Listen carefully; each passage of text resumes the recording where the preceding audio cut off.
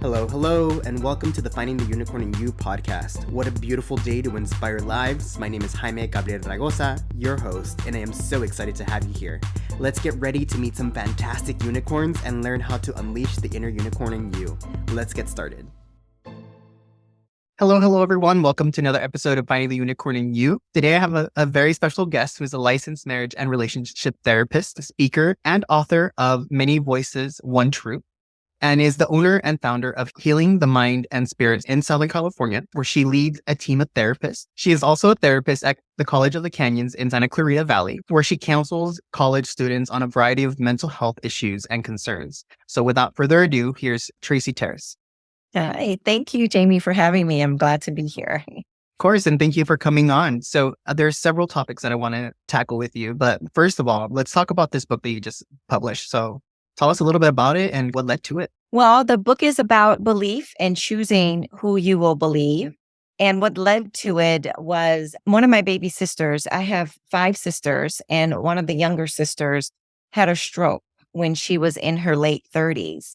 I went out to help her along with 2 of my other sisters. We flew out from here in California to Texas to help her. And because I'm a marriage and family therapist, I do a lot of work sometimes with what we call case managers. And case managers are people that will help people with social services and things like that. When I was there, I was trying to put some services in place for her because I knew she wouldn't be able to return back to work right away. So in doing all of that and standing in all of these long lines and filling out all this paperwork, for whatever reason, I just started feeling like anxious and overwhelmed. And that made me feel like I just wanted to go home. Like I wanted to get out of there and then come back home to California. And then that made me feel like I was being selfish. So I felt guilty. And I spoke with a girlfriend about it. And she was saying that what you're feeling has nothing to do with what's going on there. It has to do with what you believe about yourself. And in talking with her, we uncovered that what was coming up for me was when I was younger, my mom, I was about 6 or something like that. My mom told me that I would die young. She traced a line on my palm and told me that I would die young and that she would be devastated. So I spent like much of my childhood and much of my early adulthood fearing that I was going to die young. But at some point I went and dealt with that. I went to therapy, realized that was my mom's issue. I'm not going anywhere or whatever. But deep down, even though I dealt with it deep down, I felt that it was still true. There was a little nugget of it. And that's the thing about healing is we heal in layers. Like for some things, like you'll go and you heal and it's over and done with. But there's sometimes you'll heal something, whether it's a relationship, and then something happens to bring it up deeper. So it caused me to ask myself, well, what do I really believe? And in my therapy practice, I work with a lot of people using a tool called cognitive behavioral therapy, CBT. And CBT looks at how you're thinking, what you're thinking about, that's your cognitions. And then what behaviors can you put into place to change what it is you're seeing and how you're perceiving things. So I realized that many of us as people, we believe a lot of things that we're not even aware of. So this book it's called Many Voices, One Truth, and it's talking about the different voices at play in your head that compete for your attention. So I talk about the different voices and give differentiation. Like I teach the reader how to tell the difference between the voices and then tune in to truth. It's not about positive thinking or positive psychology. It's what is true. Like the truth for me was, I'm going to die whenever I die. Like my mom didn't get to choose and get to say, well, you're going to die young and I'm going to be devastated. It wasn't the truth that this big thing was going to happen. The book, it uses a lot of CBT techniques and prayer techniques that I use in my practice to help people overcome negative thinking and overcome lies that they've been believing about themselves that's keeping them away from the life that they want to live or feel like they can live. I'm really glad that you wrote something on this because I think nowadays people are starting to hear more of these automatic negative thoughts that we get. And some of these voices are not necessarily ours, but people that have told us over the years, like different things about us, whether it be with our appearance or our lifestyle, the way that we have to do these things. And we start internalizing these things and really criticizing ourselves and living by the life that they wanted us to live, but not necessarily our true self, our true identity. And there has to be healing that has to go through that. You're the only one that can live your life. Mm-hmm. Parents can't live your life. Whatever your parents believe you ought to be doing and should be doing and whatever, that it's not their life to live. Like they had a hand in bringing you into the world, but you deserve to be here as much as they do. And you deserve to carve your own path in life. But you're right. A lot of those voices are old negative tapes and old things that were said to you throughout your life. And somehow they've become the truth. Like when I talk about in the book how there is a process called limbic imprinting. And limbic imprinting is from when you're very small to about pre-adolescence, you take in information indiscriminately. You don't judge it. You don't judge whether it's true or not. If it's told to you, it is true. You take it in as your truth, whether it's positive or negative. Part of what cognitive behavioral therapy does is identify some of those truths that are not true that you've taken in, looking at it, processing the pain around it, processing the experience around it, and then you finding what is the truth for you so that you can heal. And they do say that their first couple years are the ones that we get impressioned the most. And that's what we are subconsciously ingrained how our life is going to go. And sometimes I think we don't even realize that we're doing these things because these voices are so automatic that we don't even realize that it's happening. We will subconsciously have actions just because of force of habit to do these things.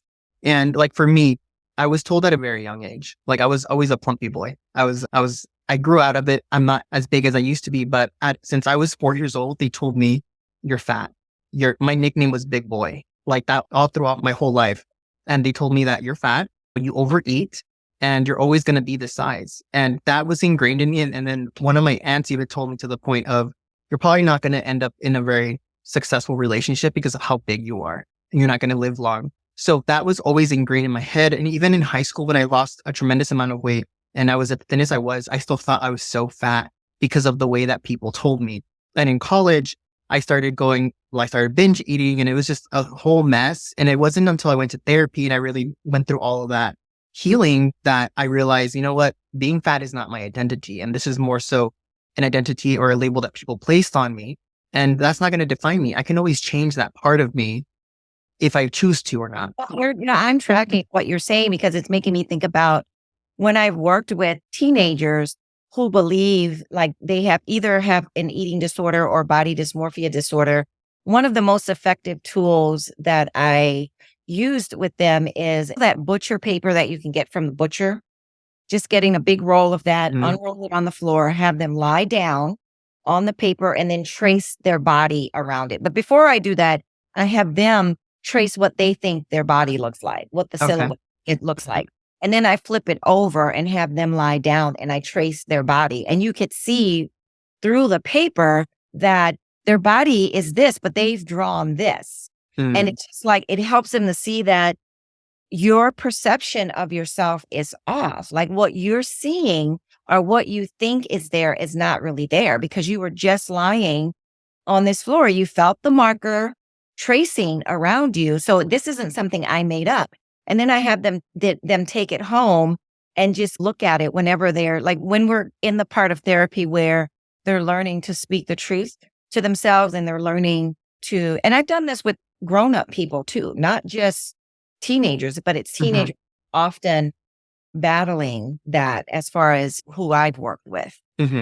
Wow, that's amazing. And I think that's a very effective exercise, especially something that you can tangibly see, wow, my image of what I thought I was, it's not really who I really am. And sometimes that's what's helpful is finding something concrete or something tangible that they can't really argue with. Like you can't say that you didn't hear the marker and feel the marker tracing next to you.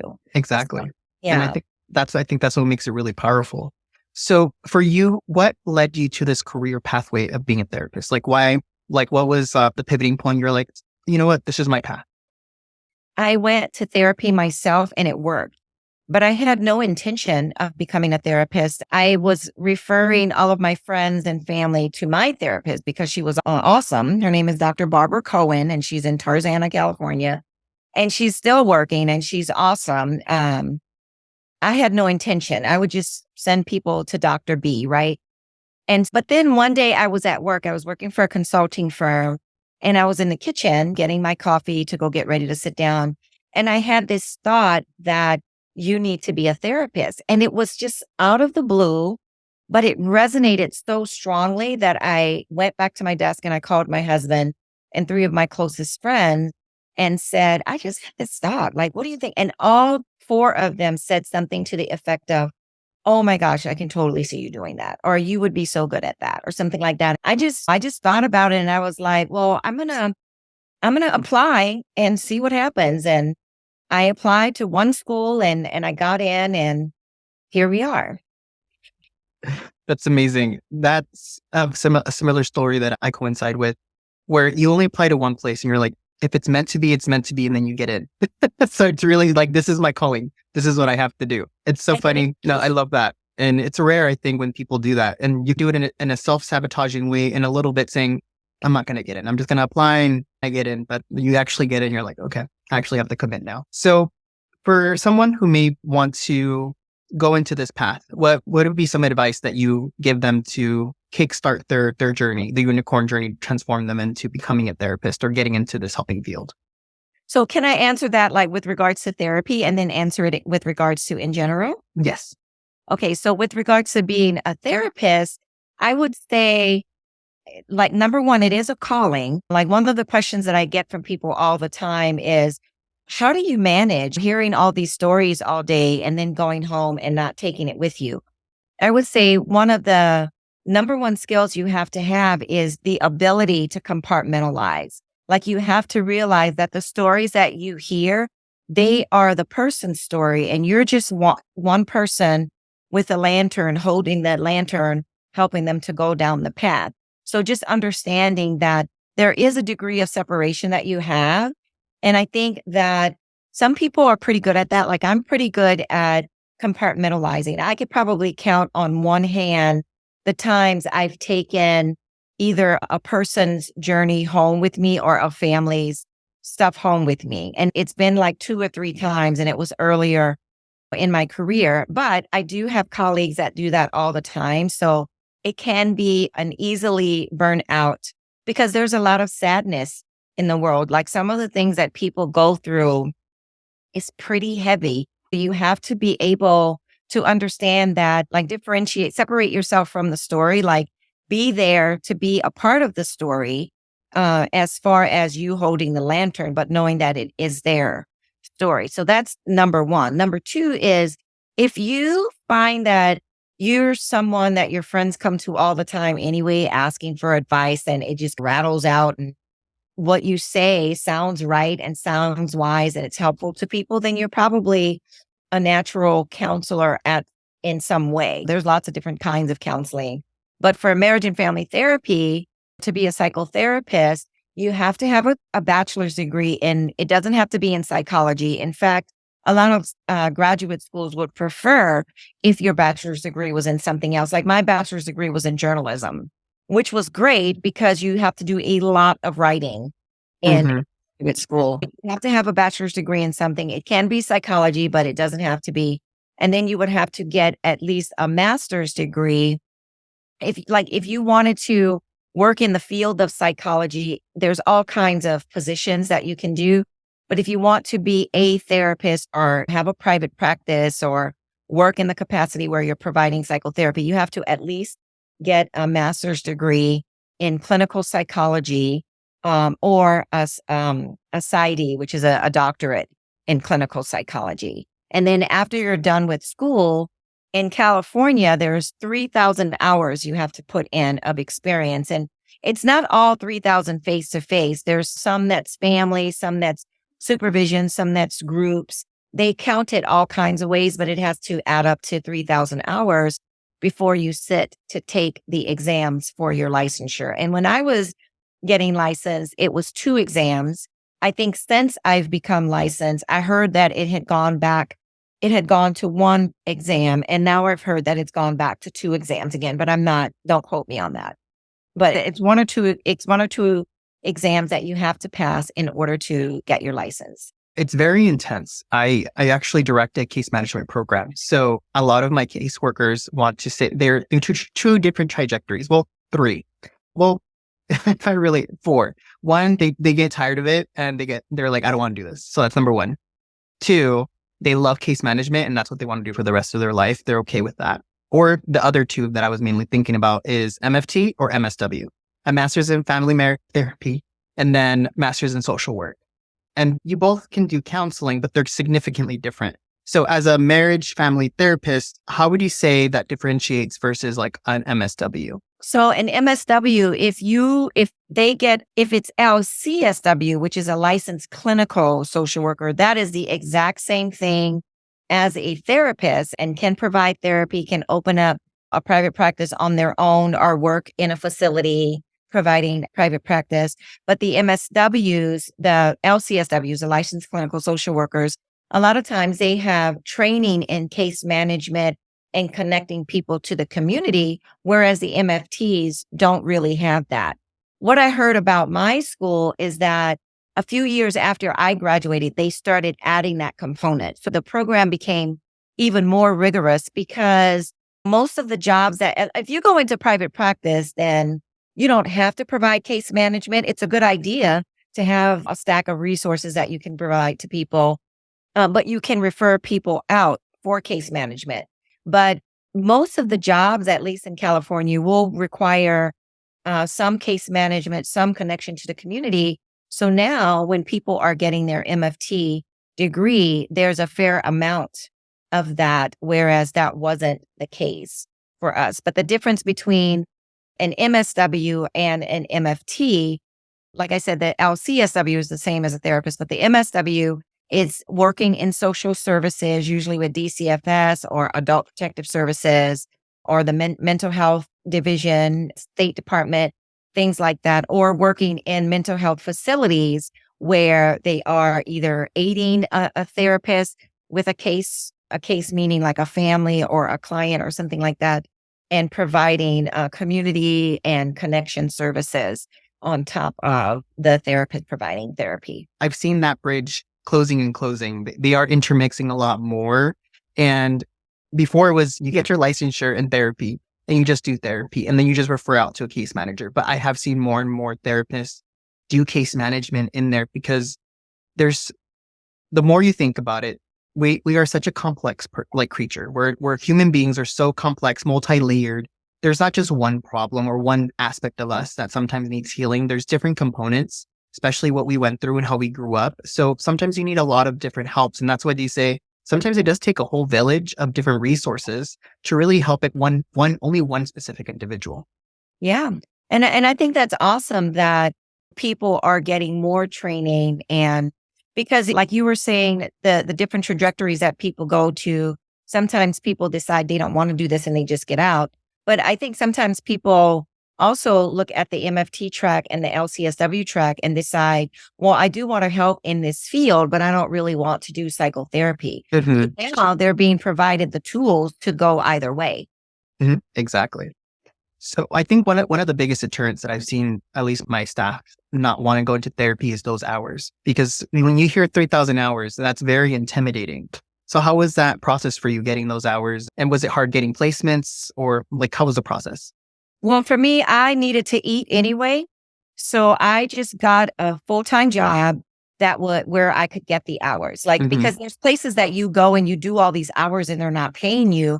But in the state of California, there's lots of places that will pay you. Looking for a job in a community mental health center, a hospital psych ward, in different schools. There's so many places where it's your 9 to 5, but you're also earning those hours. Like you won't count all 40 of those hours of that week, but you do count a big chunk of them. Like you count all face-to-face therapy.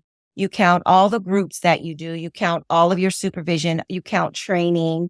like when you go to trainings to learn a different skill or tool or anything. So I would say, unless you're rich and you don't really need the money, I would say try to find a place whereby it could also be your 9 to 5, or if it's a part-time job, it could also be your part-time job, because then you're combining the two. And I think it took me 3 years. Like I graduated in July 2007, and I was turning my hours in, I think in December 2000. Okay. Around that time, October, November, December 2000. And then I got the go ahead to sit for licensure in June 2011. And I sat, and then I took the second exam towards the end of 2011. And then I was done. So it did take a while. But again, like I said, I think it's if you can find a job where you're earning your hours and earning the food on your table, then that's probably better, because you have to work anyway. Yeah. And some of these agencies actually give you a pay bump once you actually get your licensure after you pass your test. I received one. I received the pay bump and a promotion once I got my license. Yeah. So it's not impossible. It just takes time and dedication. Yeah. You just have to put your nose to the grind. I've heard of people finishing in 2 years. That sounds almost impossible, but I guess it depends on your youth. Like when I did this, I was older. Like I was married. I had 2 kids. I had a whole lot of other things going on. But some of my cohort, they weren't. They were single men and women and whatnot. And they could put their nose to the grind a little harder than what I was able to. Yeah. It just depends on what you got going on, and to do it at your own pace. There's no rush. And you're eventually going to get there, and you're going to have the rest of your life to practice and help people. So just take your time and do it. Right. Exactly. Yeah. So if you had the opportunity to go back and tell your younger self one piece of advice that would help you excel a little bit quicker in your journey, what would you tell yourself? I think I would tell myself to go ahead for the doctorate. Like one of my references, when she was writing the reference for me, she goes, "Why are you stopping at the master's? You should get the doctorate. You've got the great." And I was like, well, all I want to do is sit down and talk with people and help them. I don't need to get the doctorate. But the doctorate gives you a little bit more authority. And unless you go into private practice, like when you have a doctorate and you work for some of these agencies, they do pay more. And I always knew that I wanted to be a writer, but I think that I wasn't really thinking of my writing when I did it. Like Dr. Tracy Terrace on the cover of my book would carry a lot more weight than Tracy Terrace in the LMFT, right? So I think I would tell my younger self to go ahead and just do the whole thing, because it's more knowledge. You have more tools to help people, and it gives you like a few more directions that you can go into. Like if you wanted to be director of some mental health facility or something like that, or a professor at a college and things like that. There's just more options. I love that piece of advice, and I'm constantly ingraining that into everybody that I meet. And people tell me I'm a really bad influence in trying people to rope them back into school. So personally, I'm actually finishing up my doctorate program right now, and my PsyD program. It's been a headache, but I started in the middle of the pandemic. So when everything was chaotic, I was like, this is the right time for me to start. Well, go back, just go to school. It's never too late. Doesn't matter. One of my classmates right now in my cohort, she is 76, I believe, and she's getting her doctorate degree. She's like, it's never too late, and I want to have it on my wall before I die. Then I said, do it. So it's never too late. Go for it and just give it a shot. Yeah. Go more power to her. It's like, if you continue to learn, your brain continues to develop. It doesn't atrophy, and you won't start having as many memory problems. But life is for the living, and we're always going to either be growing or just shutting down. That's awesome that she's 76 and getting her PsyD. Yeah, definitely. I always told her, I was like, I don't know how you do it because I'm stressing out and you seem so calm. Well, if I go back, it's going to be in something fun. Okay. Yeah. I think the highest you can get in writing is an MFA. So that's just another master's. But I don't know, like maybe history or just something that would be like a lot of fun to put that much time and energy into. It probably won't be psychology. Psychology is fun, but yeah, just challenge yourself. Do something that you'll find pleasurable and just go for it. And then you'll get your doctorate degree. So What would you say I know you shared a little bit about your story with the book and a little bit of your past, but what would you say would be the most challenging transition or obstacle that you faced in your life thus far? Hmm. There's been a number. I would say the most challenging was getting a divorce. I'm Okay. remarried now. I'm married, happily married to my husband Michael. But my first marriage, he was in the military, and we were just young. I was 18. I would not recommend anybody get married at 18. I would not recommend anybody get married without a prefrontal cortex because that doesn't come in until you're like 25 years old. Just very young, and he was in the military, and I ended up going to the Philippines, which was fun, but I was far away from my family and everyone that I loved, and it was just me and him. Like, we created a community out there. Like, I met some people and made friends and stuff like that. But I think that when that was over and it was time to transition out of, that's one of the hardest things that I've ever had to do. Got it. And I'm noticing that especially the new generation, they want fast, they want everything now. They're very impatient and want to be an adult so quickly. And I'm always telling the younger generation, take your time. Your 20s is a time for you to make mistakes, learn all these things, and really try to taste the palate of the world. So it's interesting that you said that your brain doesn't finish developing, your frontal cortex is until you said 25. Mm-hmm. So tell us a little bit about that. So the brain, like, we have a mammalian brain, which is the oldest part of the brain, where that's where your anger and your amygdala and all of that is. And it develops this way. The prefrontal cortex is the protruded part of the brain. And that doesn't fully come in until you're about 25. Like, nowadays, they're saying 23 for girls and 24, 25 for guys. And they've said for years that women mature quicker than men. I don't think that's necessarily across the board or anything like that, but the prefrontal cortex is your if-then part of the brain. So if I do this, then this could happen or would happen. But the interesting thing about that is, when I was working with teenagers a lot, every time I said, well, your prefrontal cortex hasn't developed yet, so it's not like you can make the best decision. You can't do the if-then. They would start doing if-then. Like, this proved to me. So then I started doing it on purpose. Like, I started doing that. I think the first time I said it, it was just a piece of psychoeducation where I'm like, well, the prefrontal cortex doesn't develop until about 25. It's really hard to think through that stuff. And then I started doing it on purpose, and they started, if I do this, then this could happen. And then that, I'm like, okay, yeah, you're kicking your prefrontal cortex up, whereas most people have to wait until they're 25 and stuff. So they just start enacting that. But that's why when you go for car insurance, it's 25 is the magic number, because when to break the rules for safety and you know when to think through.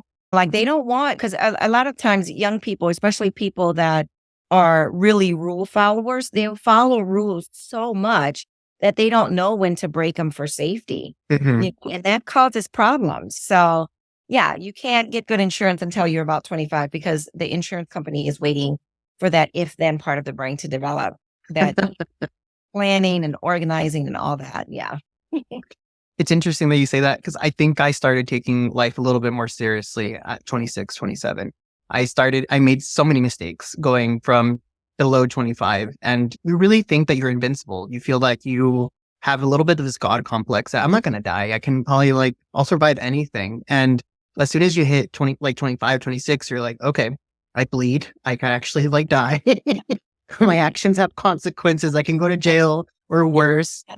And then reality really hits. It slaps you in the face. Yeah, it does. So what would you tell, let's say if a young listener is listening right now who's under the age of 25, what are some ways or advice that you would give them to be able to develop that if then what complex that you were saying? Start asking yourself that. Like, I like your advice about tasting the palates of the world. Like, you don't really know what you like until you're trying different things. Like, try your hand at this, try your hand at that. Like, right now here in Santa Clarita, for whatever reason, pickleball is a big thing. And I think pickleball is something that it's growing. We have a lot of adults doing that. But what I would say to kids is you have a mind for a reason, and your mind is designed to think through. Mhm. Like don't rush through your decisions. Don't go by emotion. Sit and ask yourself, if I do this, what are some of the paths that this could possibly take me down? Mhm. And if I do that, what are some of those paths? And it doesn't mean that you don't do it if it ends up being, not a great path, but it might mean that you tweak how you address certain things or how move into certain things. You're just asking yourself questions like yourself will answer. One of the things I tell my clients is most people already know the answers. They already know what to do. It's just that it's buried beneath all of this grief. It's Mhm. buried beneath depression and anxiety. It's buried beneath trauma and abuse and loss issues. My job is to go in and help you peel away some of those layers so that you can get to the answers. But a lot of times, if you ask yourself the journalism questions of who, what, when, where, why, and how, as you're thinking through something that you want to do, you'd be surprised. I do think that this isn't a scientifically proven, this is something that I noticed in working with teens. I do think that perhaps that does, if it doesn't kickstart the prefrontal cortex, you develop that skill of asking and thinking through before just jumping headlong into things. I think that's great advice. And I know there's a lot of stigma with therapy now that you mentioned, a lot of us go through trauma, whether we want it or not. And it comes in very different ways, different shapes, sizes. What advice would you give people, regardless of their age, who may have a stigma with therapy? How can they get started, and how do they even know if therapy is right for them? I would say go on something like Psychology Today, psychologytoday.com, and put in your zip code and look at some of the profiles. Okay. If you read the profiles, you'll find 2 or 3 that will connect with you. Call them and ask if they offer an initial telephone consultation. Most people do, anywhere from 15 minutes to 30 minutes. And then you can assess, because conversating, even on the phone, there's an exchange of energy. Mhm. And I would say go with your gut. And if someone doesn't feel right for you, like if they seem like they're a know-it-all, if they seem impatient, whatever the case is, if you don't feel 100% comfortable with that person, keep looking. And then understand that therapy is a process. Don't be afraid, like, especially if you have trauma, because the thing about trauma is people are sometimes afraid to tell their story and afraid to talk about it because they're afraid of the feelings that they're going to have to deal with. But a good therapist at the end of session will help you to tie some of that up and hold it and put it aside until the next session. But the thing about telling your story is the more you tell it, the more you distance yourself from the pain of it. You want to get to the point where when you can talk about it and there is no negative charge around your heart when you're talking about it, you're able to understand that, okay, this is part of the tapestry of my life. This is part of my story. It doesn't define me. It's not who I am. It's a it might not even be a chapter. It might be a couple of pages of a chapter, but it's not the whole book. It doesn't get to define you as a person. So I would say take heart and take courage. There's a lot of different kinds of therapists out there. You might even want to Google schools of thought for therapy, because there's cognitive behavioral. Mhm. That's one I use. Narrative therapy. There's object relations. Like, Google and see what all of them are and see what resonates with you. There's also people who are holistic in nature. Like one of my colleagues, she's also an interfaith minister and a life coach and a therapist. Different, like if you have different belief systems, there's therapists who are familiar with the Jewish tradition, who are familiar with Christian traditions, who are familiar with Islam and Buddhism. But like, do your homework and get like 3 or 4 that you get on their calendar to have that initial phone call. And don't call anybody who doesn't resonate on paper. Like, get a paper with what they're offering. Then move to the second point where you make the phone call, have the conversation. And then the third where you schedule an appointment. And even if you schedule that first appointment, if you go and it doesn't sit well with you, don't go back. You don't owe any therapist a second. Like there's some therapists out there that will say you have to pay for 10 sessions upfront, but even if you pay for that, you can ask for that back. Like nobody should be asking that, but like people are doing business in all kinds of ways. Nowadays, I don't do that. Like mine is everything's online. You can come in if you want, or we can do telehealth. But at the end of the day, the system will charge for all of the sessions that's on the calendar. But for people that are like, well, you have to pay for 8 to 10 sessions up front, even if you don't like that first session, you can ask for your money back. Good to know. And I think that's one of the things that people are afraid of. I know I've had family members who come to me and it's like, I tried this therapy thing. It didn't work out for me. And I was like, how many providers did you try? Yeah. And they're like, well, just one. And I was like, no, they're not all the same. It's like every person is different. Therefore, every technique is different. So try it. You have to shop through. You're not, it's like doctors. If you're not getting the right treatment from that doctor, then advocate for yourself and ask for another doctor. You have to shop around and find the people in your life that are going to aid you the most and based on the way that you like to be aided. Exactly. Yeah. Do your homework first, because it is a big deal to go in to pour your heart and your story out to someone that's a stranger. So make sure that stranger has a line of thinking that coincides with yours, like the resources they're offering. You like the way they sound on paper and you like the way that person talks about it over the phone, and then schedule and then go from there. Exactly. Time has flown by and I'm already at the last question. So in general, you've accomplished so many good things. You published your own book. You got your MFT. You have a practice. You've essentially are a unicorn in your industry. So for someone and it could be either in therapy or in general, how can someone kickstart their unicorn life to really achieve the dreams or the goals that they have?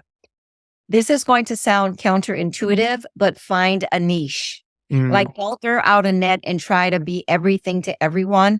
Pick like some small populations that you want. Like for me, it's creative people. It's people who have lost their voice and need empowerment, and Christian people and Buddhist people. Like, because a lot of times people that have faith, they're afraid to go to therapy because they're going to be told, you need to read the Bible and pray and get over it. But a good therapist is not going to do that. A good therapist might tell you to meditate because meditation is good. Mindfulness is good. And you can do that in your faith system. A lot of people who have lost their voice, they feel like, I can't tell my story because my story took this trajectory that someone else spun for me. So they're afraid. Like, I'm the perfect therapist for someone who has lost their voice, for someone who needs empowerment, because I learned how to empower myself. And I latched on to people who empowered me. Like I reached out for that. And then for creatives, we live in LA, like I live in LA, and there's a lot of creative people here. And the creative brain is different than most brains. People's brain, not all creative people, but a lot, they tend toward melancholy. They tend to leaning more into the emotions. So like helping them to normalize that and see that there's nothing wrong with you. It's just that this is what you lead with. And then teaching them how to navigate that so that they can operate in the world. So the biggest thing, if you want to find your inner unicorn, figure out who are the people you love the most. Who are the people that you want to serve the most? And then tailor your practice down to that. Because if you're like, oh, I see this and this, then you're just in a sea of a bunch of other people that are doing that. And you don't out. That is so true. And I think a lot of us want to help as many people as possible, but you need to see what you're really good at, what interests you, and how can you help that specific population. Best advice. I think you inspired me in just saying that too. So thank you. This has been such an amazing conversation. I've loved it. And I wish I can probably go longer, but if not, this episode will probably be like 3 hours. But if somebody wants to either get in contact with you, actually hire you to be a therapist, or just wants to buy your book, how can they get in contact with you and find you online? Well, for therapy, I'm healingthemindandspirit.com. You can go onto my website and there's a staff tab and you can look at all the bios of all of the therapists there and then choose one. And then the phone number is on the website. Only if you live in California though, because we're all licensed to see people in California. We offer in person, which is the office here, and also telehealth services. And for my writing, my website is Tracy Terrace, TracyTaris.com. Go on there and then subscribe to my email list, and you will get a freebie there. I think what I have on there now is a stress threshold evaluation that allows you to answer all these questions about your stress level to see where you are, where stress is concerned. And then you will also receive emails and blogs from me. I'm on Instagram at Healing the Mind and Spirit and at Tracy Terrace. And you can find the book on Amazon.com. Perfect. And other places too, but Amazon is the most popular place.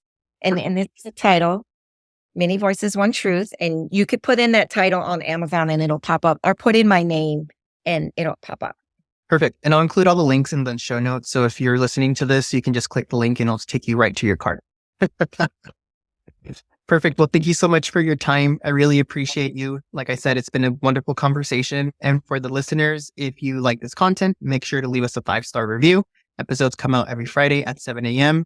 And until next time, thank you. You're welcome. Thank you.